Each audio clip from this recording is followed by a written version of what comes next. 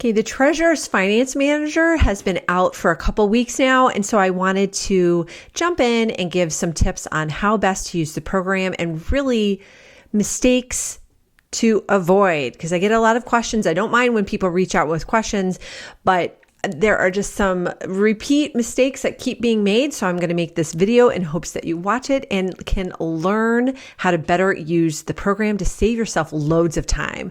Because some of these mistakes are super simple things that are like frustrating people and are adding to the workload. So if you learn what mistakes to avoid, you can save yourself the time and the hassle. So if you're unfamiliar, the Treasurer's Finance Manager is a program that does everything to manage your PTO, PTA, or other small nonprofits. Finances, super easy. There are a bunch of new features this year, like auto-generating monthly report. When you add transactions into the register, then they automatically will get imported into a monthly report once you select your beginning and end dates. So it's super fabulous. Literally as easy as navigating over to that monthly report tab, selecting the dates, and you are off and running. Truly, truly awesome.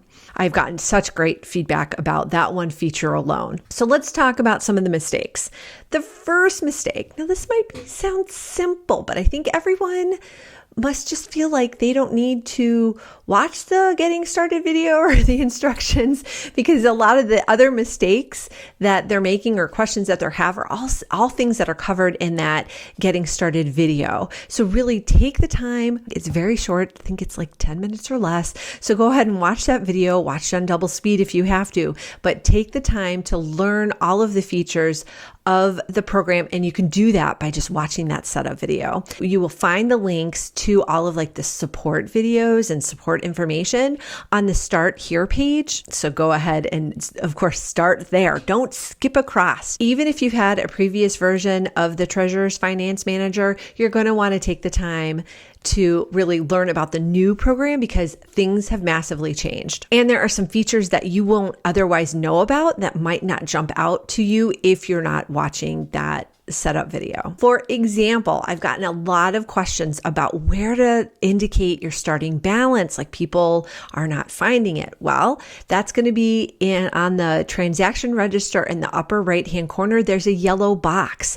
And it says starting balance or beginning balance. You're going to want to input your starting balance from the previous year, like whatever you're starting the year off with, that's what you put in there. And then every transaction that you enter will add or subtract to that balance accordingly. And so it makes it easy to reconcile because you will be able to go through and see what's posted to your bank account, what hasn't, and the numbers should line up just from that. So the second mistake is really to ignore the yellow boxes. So the yellow boxes throughout the program indicate someplace for you to customize your own information.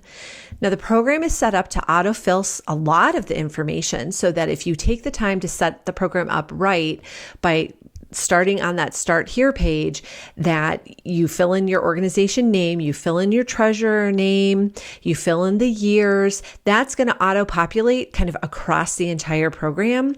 But then on each page, there's things that you can I shouldn't say on each page. On many of the pages, there's something for you to customize, and you're going to know that that there is something for you to customize by looking for the yellow boxes. On the transaction register, like I said, the beginning balance, that's there for you to customize.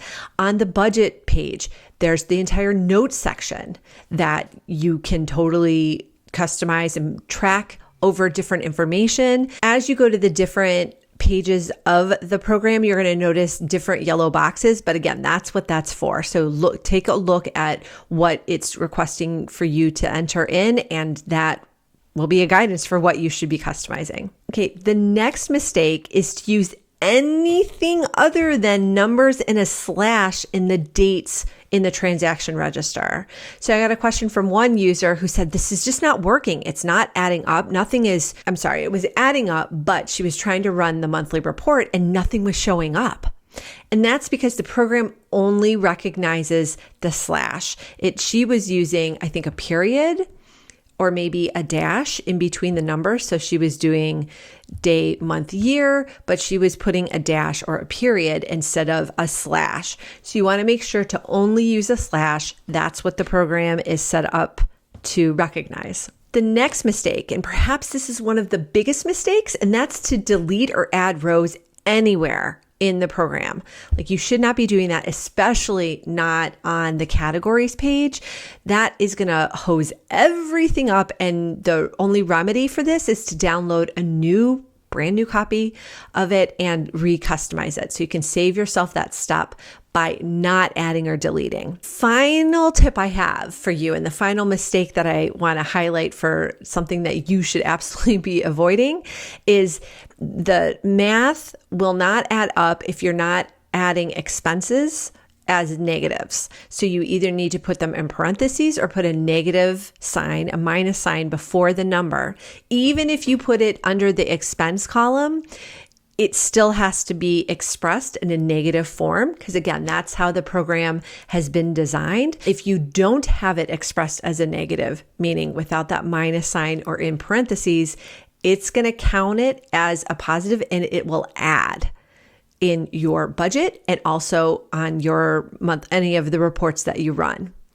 So there you have it. The top mistakes that I'm seeing users report and that they have the most questions about. So it's the vast majority of these mistakes can be avoided by watching the setup video and the instructions. You want to remember to only use a slash in dates.